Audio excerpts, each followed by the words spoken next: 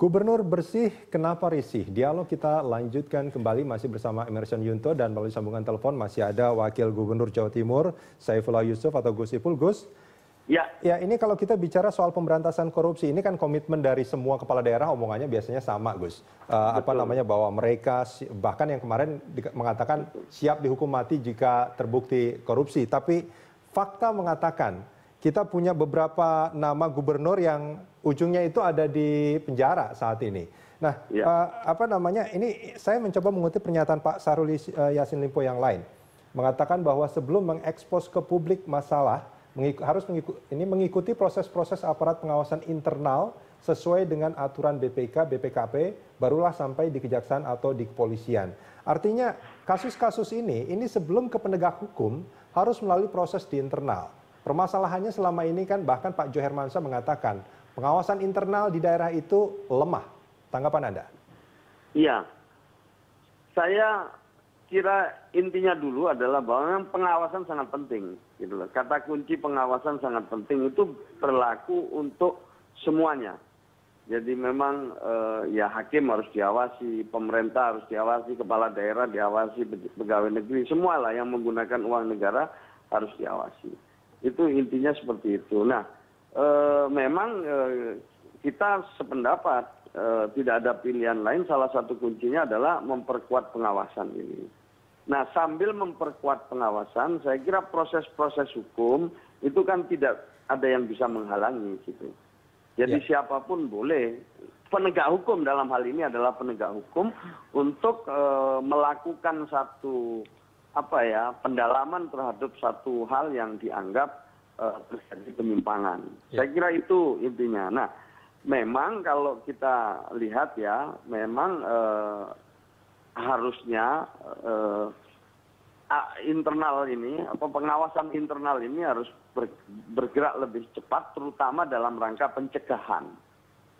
Itu penting. Jadi prioritasnya pengawasan internalnya itu adalah pencegahan. Nah, pencegahan ini menjadi skala prioritas, ya.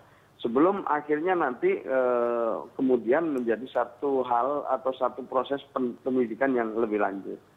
Jadi saya kira ini semua bisa jalan bersama lah. Penguatan pengawasan berjalan, proses-proses oleh penegak hukum, apakah itu kepolisian, kejaksaan, ya, harus diberi jalan, termasuk juga instansi dan institusi-institusi lain. Jadi tidak perlu harus melalui proses-proses pengawasan internal dulu untuk sampai ke penegak hukum ya, Gus Ipul ya?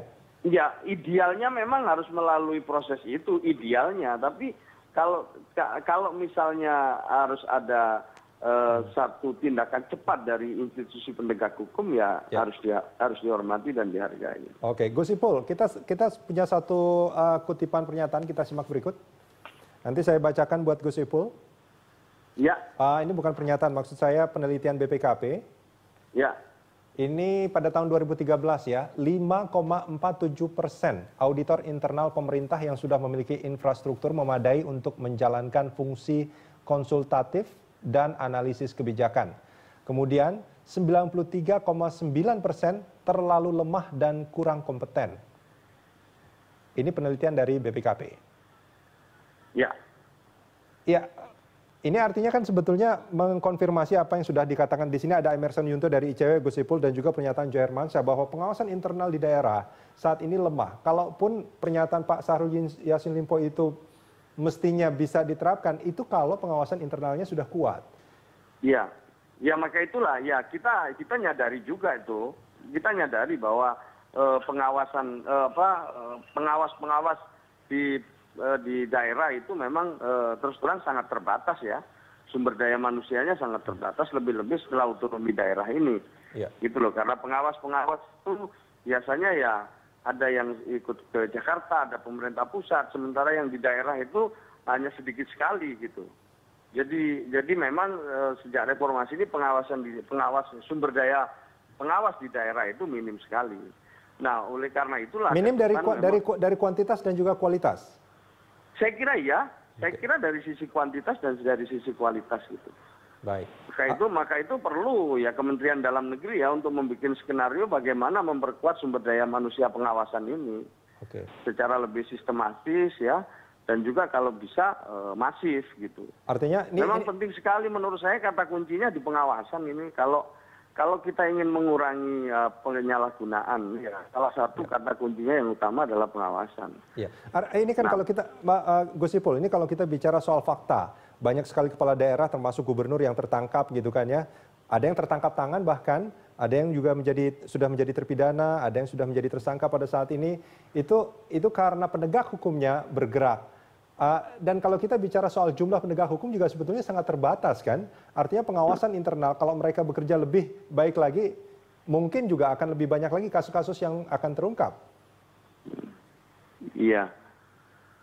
Iya, saya tidak bisa, saya hanya bisa mengatakan bahwa memang memang ini kan banyak sekali hal-hal yang mesti disosialisasikan ya, tentang perubahan-perubahan ketentuan, tentang macam-macam peraturan, tentang hal-hal lain yang mungkin mungkin kadang-kadang kurang dipahami oleh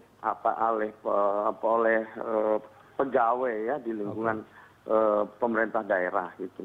Artinya kalau boleh saya ambil kesimpulan bahwa tidak perlu ada pembatasan, artinya penegak hukum jika memang mereka menemukan satu indikasi adanya kejanggalan, adanya tindakan-tindakan yang koruptif di daerah, itu tidak perlu harus melalui proses-proses internal di daerah ya? Iya, saya kira bisa berjalan simultan lah. Ini di daerah diperkuat pengawasan, aparat hukum bisa masuk gitu. Dan aparat hukum biasanya juga ada proses kok. Misalnya kan biasanya BPKP bergerak, BPK kemudian bergerak. Setelah BPK bergerak, biasanya diperingatkan ini ada alarm bunyi nih, gitu. Coba dilihat ini, biasanya begitu. Jadi BPK sendiri, BPK sendiri, terus juga inspektorat itu biasanya kan mereka ada komunikasi, ada ini, dan kalau alarmnya bunyi, mereka biasanya juga memberikan ini ya informasi kepada kepala daerah. Jadi menurut saya bisa jalan bareng lah semua lah. Gus Ipul, terima kasih banyak sudah bersama kami. Ya, sama-sama.